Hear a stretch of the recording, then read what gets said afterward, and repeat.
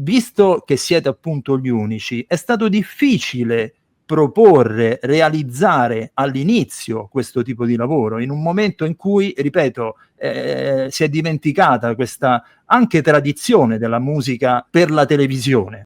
Poteva essere difficilissimo, veramente è quasi impossibile, se non fosse che ce l'hanno chiesto. È andata bene per quello, è proprio arrivata una richiesta di Franco Di Mare, che all'epoca era direttore di Rai 3, stiamo parlando 5 anni fa, mica tanto tempo, di utilizzare quella fascia. Io l'ho trovato un regalo meraviglioso, perché finora i miei programmi erano andati in onda dalle 11 in poi, anche a mezzanotte, per non spaventare i bambini con la musica dal vivo.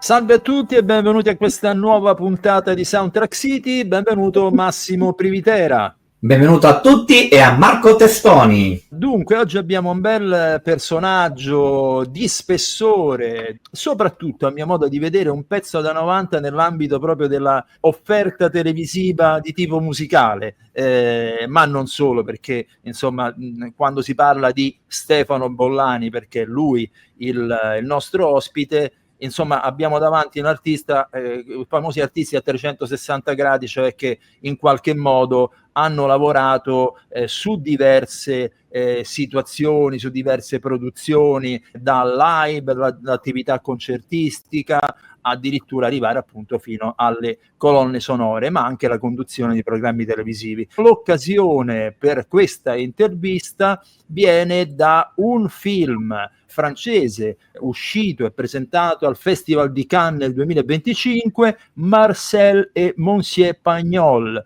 per la regia di Sylvain Chomet, un film d'animazione e biografico che va a esplorare la vita di un drammaturgo, scrittore, pioniere del cinema che è Marcel Pagnol. Ci parli un po', Massimo, invece del profilo di Stefano Bollani. Allora, il nostro caro Stefano Bollani, nell'ambito della musica per immagini, ha già avuto nella sua carriera ben 2 premi importanti. Nel 2023 ha vinto il Davide Donatello per il film Il Pataffio e poi nello stesso anno ha avuto anche la candidatura ai Nastri d'Argento. Ma il Nastro d'Argento l'ha vinto precedentemente nel 2021 per il film Carosello Carosone.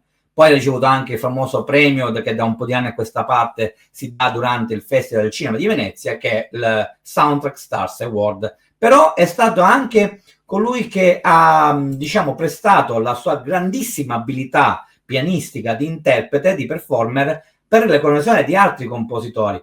Ne cito una su tutte, il film di Daniele Ciprì, La Buca, con le musiche di Pino Donaggio, dove Stefano Bollani proprio realizzava tutti i pezzi al pianoforte. Tra l'altro, uno su tutti, l'omaggio a George Gershwin, scritto da Pino Donaggio. È anche scrittore di 2 libri molto molto peculiari, e lui è un grande divulgatore, riesce a raccontare con immensa passione quello che è l'ambito della sua passione per eccellenza, la musica, il jazz, attraverso anche la scrittura, e ne parleremo con lui. Allora, via, senza indugio, andiamo ad ascoltare e vedere l'intervista a Stefano Bollani. A dopo.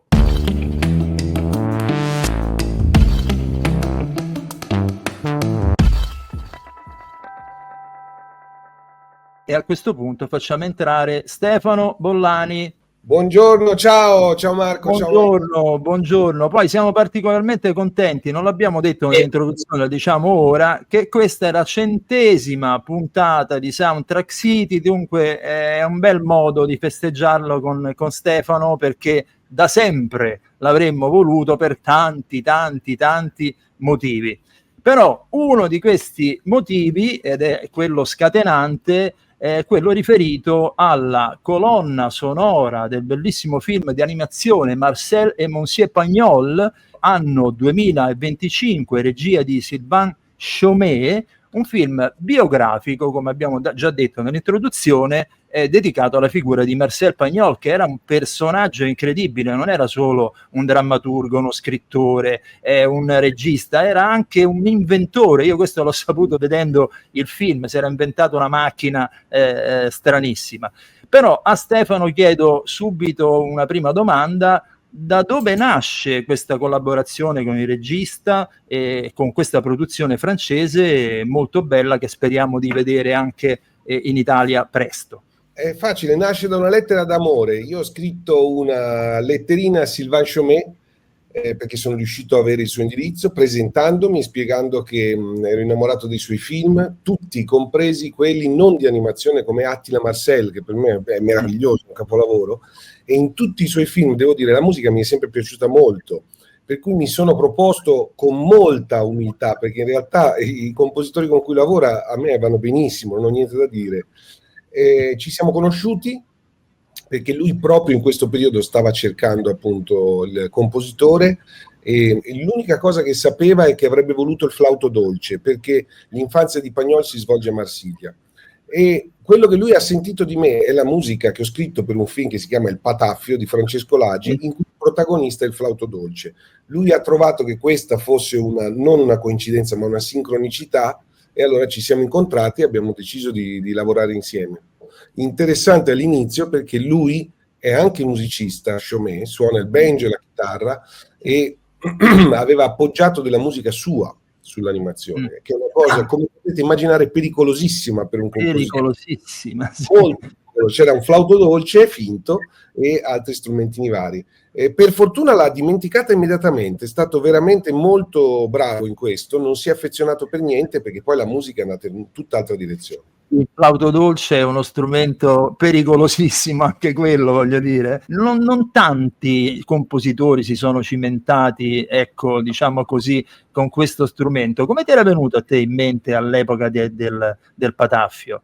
Guarda, per il Pataffio volevamo una musica finto medievale, molto finto. Ah, okay.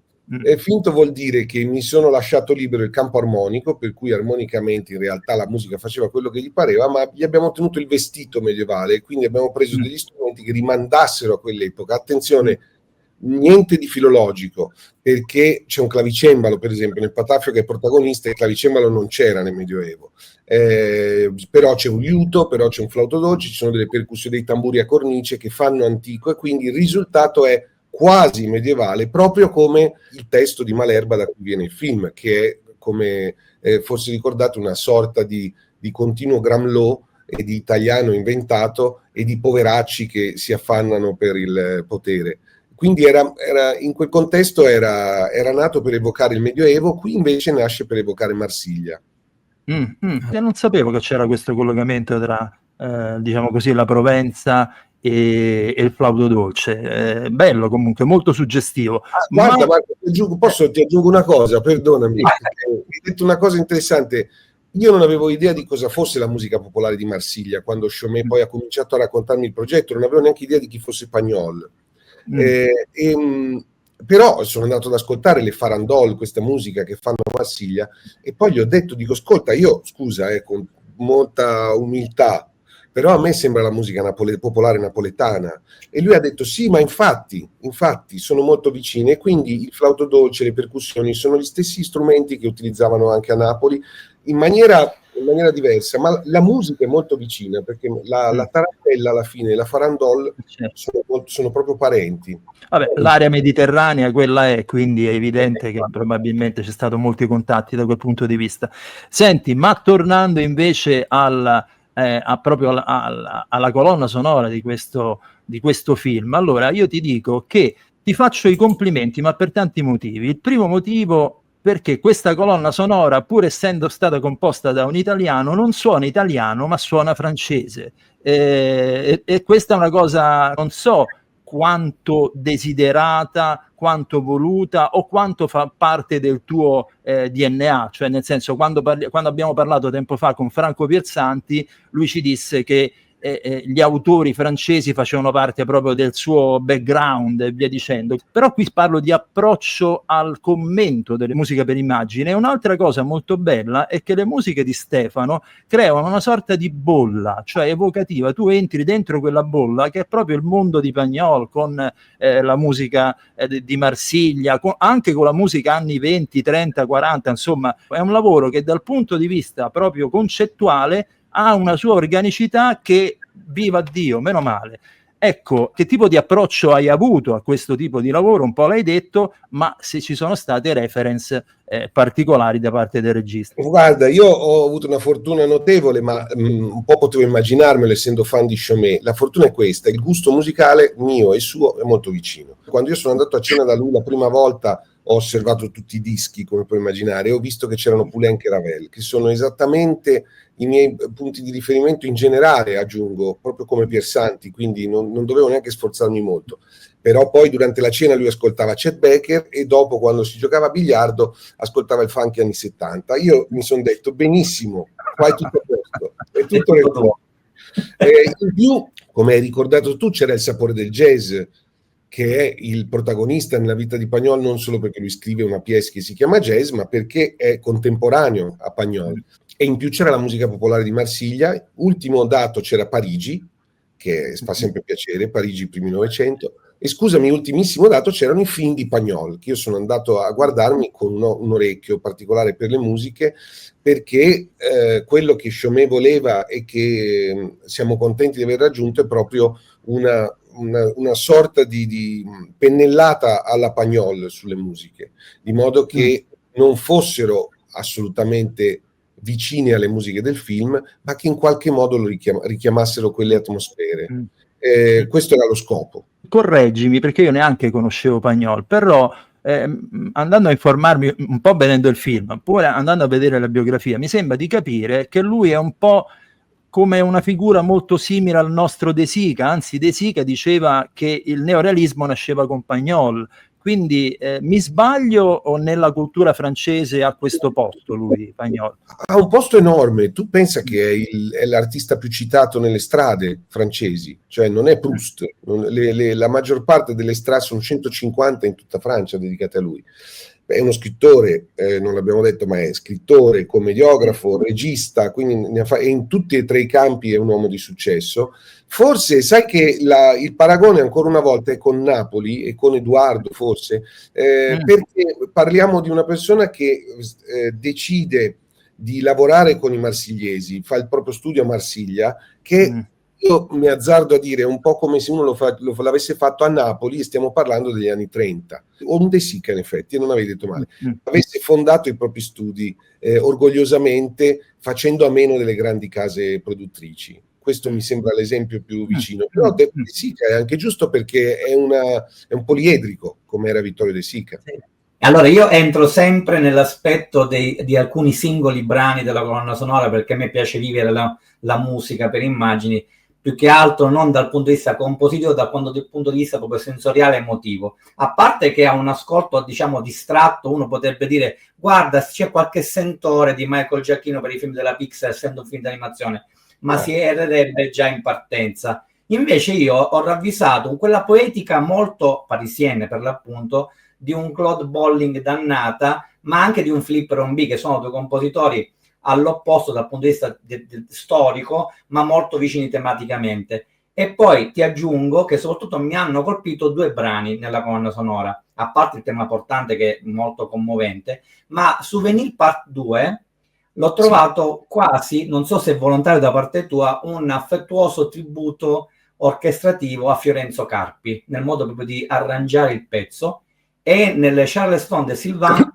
quasi una citazione, forse non so se volontaria o involontaria, a Lelio Luttazzi, che so che tu ami moltissimo. Questa è involontaria, assolutamente. Sì, sono curioso, poi mi dici dove. E soprattutto nelle prime cellule dell'attacco proprio del Charleston mi ha ricordato Luttazzi, soprattutto per quella sua joie de vivre molto swingante. Però non so, ti dico, soprattutto mi hanno colpito questi due pezzi perché Carpi lì, Luttazzi là. Non so se è stata una mia impressione o magari una tua cosa quasi voluta, non lo so. No, non è voluta, ma sono parte del mio background. È un po' come se mi avessi detto quell'accordo sembra Poulenc, è perché ho ascoltato tanto i signori in questione, quindi anche i due che citi. Ti dirò che a Carpi io invece avevo pensato molto più espressamente per il pataffio, proprio perché c'era il clavicembalo e perché ho pensato proprio a lui, anche al suo suono qua e là. In questo caso no, non era un riferimento, anzi le reference cosiddette ve le ho già dette tutte. infatti. Tutto quello che sentite in più è perché esce spontaneo. Senti Stefano, io ti chiedo una cosa, siccome tu hai molteplici attività musicali e anche divulgative, dopo ne parleremo, quanto ti interessa in tutto questo Bailam che è la tua attività, in particolare la musica per il cinema, la musica per le immagini, e pensi che sia una futura tua attività, diciamo così, più preminente? Sì, ti rispondo, perché ne parlavamo ieri sera con Valentina. Ci siamo accorti che negli ultimi 5 anni si è intensificato tutto per noi riguardo al cinema, perché negli ultimi 5 anni lei ha girato un cortometraggio e un documentario e io ho lavorato a questo punto 3 colonne sonore, ma senza averne fatte prima. E quindi diciamo ci siamo anche accorti che, guarda caso, noi tutte le sere che possiamo stiamo guardando un film, molto più che andando a un concerto, a dire il vero, o ascoltando un disco. Quindi ci siamo dovuti rendere conto che siamo cinefili e che di conseguenza per entrambi la passione in questo momento è il cinema. Io penso che fare musica per i film sia un'attività meravigliosa perché è un'attività di gruppo, sei prima di tutto al servizio del progetto di un altro e devi fare il possibile perché lui riesca a dare il meglio. Questo a me piace molto, sai perché? Perché il giorno dopo io ho un concerto in piano solo in cui invece decido tutto io. Certo. Ecco, sono felice di far parte di un gruppo. Quando facciamo il programma TV siamo in quella stanza, sembriamo in 2 io e Valentina, ma siamo in 40, è una grande famiglia dove le decisioni vengono anche prese insieme, come immagini. È meraviglioso, ma proprio perché poi in un altro caso ho il mio quintetto e gestisco io la musica. Insomma, mi piace alternare. Ma a questo punto mi hai dato agio di poterti chiedere una domanda a proposito proprio di Via dei Matti numero 0, il programma che io salvaguarderei per anni e anni, perché voi vi rendete conto che siete un punto di riferimento imprescindibile per tutta la comunità di musicisti e musicofili italiani? Io penso di sì che ve ne rendete conto. Visto che siete appunto gli unici, è stato difficile proporre, realizzare all'inizio questo tipo di lavoro, in un momento in cui, ripeto, si è dimenticata questa anche tradizione della musica per la televisione. Poteva essere difficilissimo, veramente è quasi impossibile, se non fosse che ce l'hanno chiesto. È andata bene per quello, è proprio arrivata una richiesta di Franco Di Mare, che all'epoca era direttore di Rai 3, stiamo parlando 5 anni fa, mica tanto tempo, di utilizzare quella fascia. Io l'ho trovato un regalo meraviglioso perché finora i miei programmi erano andati in onda dalle 11 in poi, anche a mezzanotte, per non spaventare i bambini con la musica dal vivo. Devo sapere che non so spiegarvi il motivo per cui semplicemente è cambiata l'aria pochi anni dopo, perché i miei programmi Sostiene Bollani era nel 2014, qui siamo nel 2020, evidentemente era cambiata così tanto che quando sono venuti i funzionari Rai alla prima edizione a vedere cosa stavamo combinando, noi siamo prodotti da Ballandi, quindi siamo esterni, lavoriamo in uno studio esterno, ma loro sono venuti a vedere. Io stavo suonando in quel momento, un brano mio in trio di 4 minuti e mezzo, e il funzionario Rai mi ha detto: bello, peccato che finisce così presto questo brano, che è una cosa che non ho mai sentito dire in Rai da nessuno, capito? Perché io già quando ero a mezzanotte il brano durava 2 minuti, c'era già un po' di tensione perché se non c'è un cantante c'è il rischio noia. Quindi insomma non so, semplicemente veramente abbiamo sentito un'onda che ci ha spinto a fare questo programma, non l'abbiamo cercato, abbiamo semplicemente surfato e seguito l'onda. Ma tu pensi che io guardo Via dei Matti 0 con mio padre, ma mio padre è in Sicilia, io qui a Milano, e ci mettiamo accendendo il televisore in contemporanea e lui mi commenta: allora guarda, senti questo pezzo, te lo ricordi quando te lo facevo sentire? Che bello. Una cosa meravigliosa, sì, io poi vabbè, amo tutto, grazie a mio padre, amo tutta la musica. Ma allora io vorrei fare quella famosa domanda che mi è sempre sovvenuta nei riguardi di Stefano, perché in lui vi è una vitalità divulgativa dai forti accenti sensoriali, che non è mai accademica e neanche volutamente solo per esperti di musica, ma questa cosa l'ho riscontrata moltissimo anche nei tuoi libri. Li faccio vedere, questo qua parliamo di musica, e poi quest'altro che io adoro anche di più, entrambi Mondadori, quindi il Monello, il Guru, l'Alchimista e altre storie di musicisti. Ma quanto è rilevante per te scrivere e divulgare il tuo appassionato pensiero musicale, restando comunque Bollani? Guarda, io in realtà faccio quello che facevo da bambino. Io da bambino avrei preso tutti i miei amichetti coetanei e gli avrei detto: vieni qua, ti faccio ascoltare Carosone, vieni qua, ti faccio leggere che no. Invece spesso, come immagini, la reazione era: ma no, usciamo, andiamo qua, andiamo là, ma cosa leggi, ma che è sta musica, eccetera, eccetera. Finalmente sono arrivato a un punto in cui la gente mi ascolta mentre io gli dico: guarda che il bolero di Ravel è magnifico, ti spiego anche cosa mi piace questo accordo qui. Beh, io lo trovo meraviglioso, ho semplicemente incontrato il mio pubblico, ma io lo stavo già facendo prima. Io, se avessi conosciuto te e tu mi avessi detto sono appassionato di musica, ti avrei subito, no, fatto ascoltare delle cose. Ecco, sto facendo la stessa cosa in realtà. Tant'è vero che in Via dei Matti numero 0 noi non dobbiamo, e neanche in quei libri, non dobbiamo fare la storia della musica dall'inizio alla fine e essere per forza divulgativi, raccontare tutto quello che si deve raccontare, eccetera. No, noi raccontiamo le nostre passioni, quindi una puntata è Poulenc, una puntata è Hildegarda von Bingen e l'altra è Jim Morrison, e nessuno ce ne chiede conto. In questo modo noi stiamo sempre raccontando qualcosa che amiamo, e il trucco poi è quello. Il problema dell'insegnamento è che spesso uno insegna delle cose che non ama, e lì purtroppo cade tutto. Il famoso ragazzo allievo non ha niente da imparare allora in quel caso. Ripeto ancora, fate un lavoro importantissimo. Immagino che la generazione mia e quella di Stefano, insomma, stiamo lì, e per la mia generazione di musicisti allora c'erano gli steccati: se suonavi jazz dovevi suonare jazz, non potevi fare classica, se eri classica non potevi fare rock e via dicendo.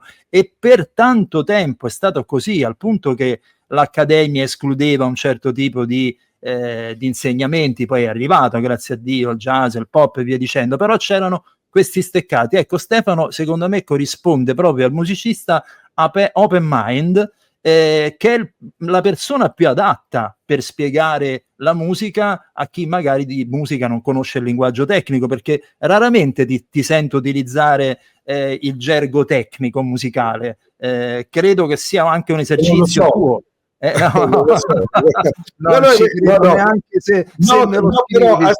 Lo saprei, ma non me lo ricordo quasi. Io non faccio lezioni in realtà, parlo a persone che non sanno niente di musica, e quindi non mi viene in mente di usarlo. Lo uso se sto suonando con i miei musicisti, certo, ma è solo in quel caso. Altrimenti ho imparato che devo stare attento, perché altrimenti ti prendono per un esoterico o per un matto. Devi stare attento quando dici uno che parla con quel linguaggio da Carbonari, no? Io un fisico, passi subito tipo lo scienziato pazzo, e quindi è pericoloso. Però posso dire, Marco, che se c'è un campo dove invece per fortuna le differenze, le questioni tra jazz, pop, rock, classica eccetera sono ammutolite, è proprio quello della musica da film, dove invece la poliedricità è di casa ed è anzi ben accetta. Perché nella storia della musica per film abbiamo persone che venivano dalla composizione colta, persone che venivano dal mondo del jazz, persone che vengono dal rock, eccetera, eccetera, e si incontrano tutti nel fare questa cosa. E soprattutto abituati a suonare un po' tutta la musica, se serve. Esatto, se serve devi essere pronto a tirare fuori una carta. Stefano, stavamo parlando giustamente di chi interpreta la musica e di chi la esegue, di chi anche nell'ambito della musica per immagini poi la va proprio a realizzare, a performare. Ma ci racconti chi è che ti ha supportato nella realizzazione dell'ultima tua colonna sonora di cui abbiamo ampiamente parlato, dal punto di vista proprio... Guarda, è molto ricca la vicenda, perché quello che sentite nel disco e nel film è un'orchestra sinfonica tedesca specializzata in colonne sonore. Io non conoscevo, Berlino, bravissimi, ma sentite anche dei musicisti jazz registrati a Bruxelles, è un gruppo belga di fiati e basso e batteria molto bravi, ma sentite anche delle cose registrate invece nel nostro paese, perché i famosi musicisti marsigliesi che sentite nel disco in realtà sono napoletani, e sono Arnaldo Vacca alle percussioni e Daniele Sepe al flauto dolce. Sappiate poi, tra l'altro, che io in tutte le colonne sonore mi porto certi musicisti feticcio, e quindi per esempio Arnaldo e Daniele sono gli stessi del Pataffio, naturalmente, dove anche lì percussioni e flauto abbondavano. Tra l'altro Daniele ha fatto un album bellissimo su Totò, che vorrei dire... Totò Sketch, certo, bellissimo. Sì. Bellissimo, bellissimo. Ma io voglio parlare anche di Vacca, visto che, come vedete da dietro, sono un po' legato agli strumenti a percussione, che è un grandissimo percussionista, cioè un grandissimo percussionista, quindi ottima scelta. Senti, noi Stefano chiudiamo sempre il nostro, la nostra puntata, dal momento che siamo collegati anche a un programma radiofonico, noi chiediamo qual è una canzone originale però di un film, canzone originale di un film che per qualche motivo ti è rimasta particolarmente nel cuore. Allora, se dovessi dare la risposta della vita, ci dovrei pensare molto a lungo, naturalmente, quindi do la risposta che mi viene in questo momento. Non so neanche bene perché, ma viene da Butch Cassidy ed è Raindrops Keep Falling on My Head di Burt Bacharach e Al David. Voi direte, vabbè, dalle sopracciglia ho visto i commenti, grazie a cavolo. Però devo dire che la canzone l'avevo conosciuta prima del film, da bambino, mi piaceva tantissimo, avevo il disco di Dean Martin che la cantava, quindi neanche la versione originale, ma già un'altra. Quando l'ho vista nel film, avevo, credo, a questo punto l'età della ragione, però mi è rimasta impressa quella scena, perché non piove, molto semplicemente. La canzone dice Raindrops keep falling on my head, le gocce di pioggia continuano a cadere sulla mia testa, ma no, io in realtà questo blues me lo toglierò perché in realtà so che di là dietro le nuvole c'è il sole, e in tutta la scena mentre lui va a cavallo non piove. Questo l'ho trovato sempre molto bello, perché evidentemente, voglio dire, un film, come sapete, è un'opera che passa per molti occhi prima di arrivare al pubblico. C'è stato un produttore che ha detto scusate, ma perché la canzone parla della pioggia e non piove? E tutti hanno deciso di lasciarla passare come se non fosse importante, e in effetti non è importante, anzi io la ricordo proprio per questo motivo. Vero, E poi l'ha fatta Bacharach, che quella che diceva lui era legge, credo. Ma ha scritto delle canzoni meravigliose, sì. Questa in particolare, ma ce ne sarebbero tante altre. Certo. Bene. Allora noi ringraziamo Stefano Bollani, non poteva essere diversamente, è stato molto divertente parlare con te, noi ti vorremmo sempre, quindi però quando poi, se ti ricordi, se hai un tuo film, una tua colonna sonora, un libro, un videogioco, noi siamo qui. Quello che è, ci vediamo volentieri, molto volentieri. Ciao Stefano, grazie. Ciao. Ciao.